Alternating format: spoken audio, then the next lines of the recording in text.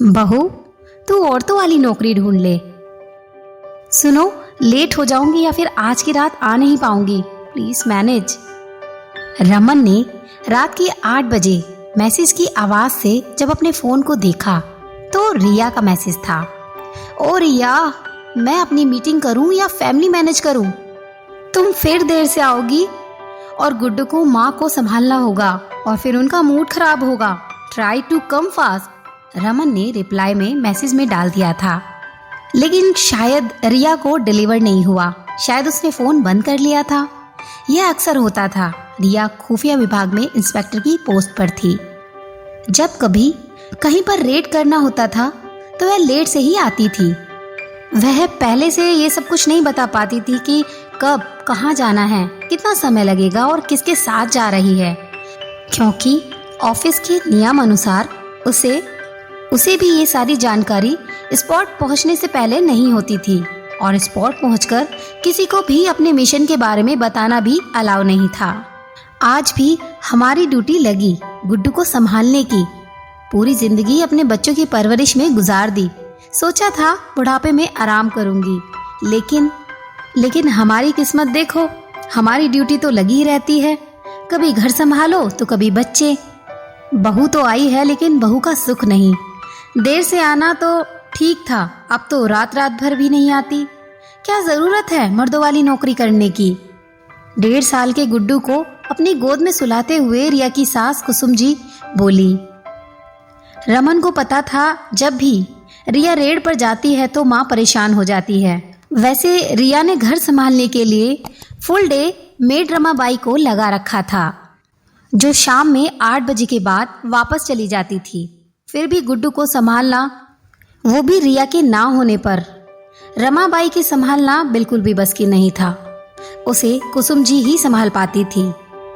देख रमन, बहू को बोलकर ये नौकरी छुड़वा दे, या तो घर बैठे या फिर औरतों वाली कोई नौकरी करे। सुबह जाए शाम को आए, ये अब नहीं चलेगा। कुसुम जी गुड्डू के कमरे में उसे सुलाते हुए बोली। माँ, रिया तो शादी से पहले से जॉब में है। उसने आपको भी शादी से पहले ही अपनी नौकरी के बारे में बताया था, पर आपकी ही इच्छा थी कि बेटा अगर प्राइवेट सेक्टर में है तो बहू गवर्नमेंट सेक्टर में हो, ताकि किसी की नौकरी तो स्थायी हो। आज उसे किस मुंह से मैं नौकरी छोड़ने के लिए कहूँ? तभी गुड्डू उठ गया और चिल्ला चिल्ला कर रोने लगा। शायद वह माँ को ढूंढ रहा था या फिर माँ बेटे की बातचीत से उसकी कच्ची नींद टूट गई थी। दोनों ने बहुत कोशिश की पर गुड्डू रोता जा रहा था। तभी डोरबेल बजा और रिया आ गई। शायद उसकी ड्यूटी किसी वजह से स्थगित हो गई थी। पता नहीं क्या किस्मत लेकर आया है गुड्डू। माँ के होते हुए भी उसके लिए तरसता रहता है, बोलकर रोते हुए गुड्डू को रिया को पकड़ाते हुए कुसुम जी अपने कमरे में चली गई।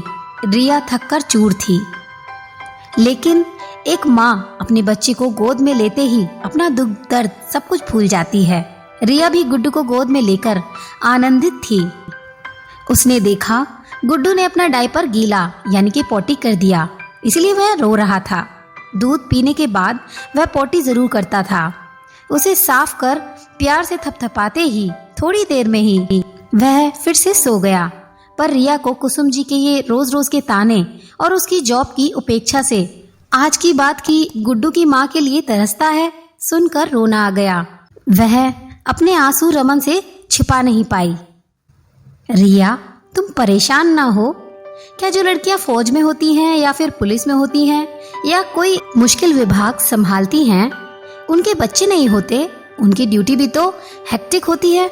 मुझे तो ये लगता था कि कोई भी माँ अगर घर से बाहर जॉब पर निकलती है, चाहे वह कोई भी जॉब हो, डॉक्टर, इंजीनियर, शिक्षक, दुकानदारी या दिहाड़ी, कोई भी काम हो, उसे अपने बच्चों को मैनेज करना होता है। उनमें से कुछ की सास या तो नैनी या नानी या डे केयर कोई ना कोई संभाल लेता है। इसमें किसी गिल्ट की क्या बात है? गुड्डू भी तो 6-7 साल बाद खुद मैनेज करने लगेगा।